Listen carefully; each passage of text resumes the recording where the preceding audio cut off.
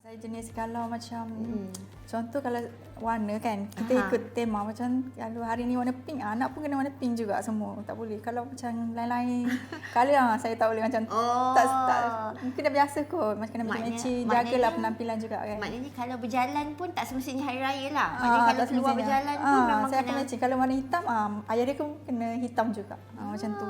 Anak-anak pun hitam juga.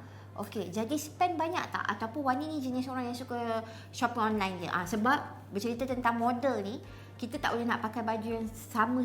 Maknanya tak boleh nak nampak repeat baju yang sama setiap kali kita upload gambar kan. Kita mesti nak nampak berbeza dari satu gambar ke satu gambar. Macam Wani sendiri memang sejenis yang memang banyak baju ataupun sejenis yang suka mix and match. Lepas tu jenis shopping tu online ke atau macam mana? Dua-dua.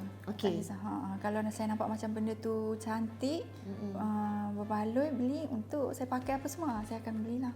Jadi kalau macam match saya dua-dua. Baju pun banyak juga. Kadang-kadang kalau macam tak sempat nak beli ke apa, saya mix and match lah.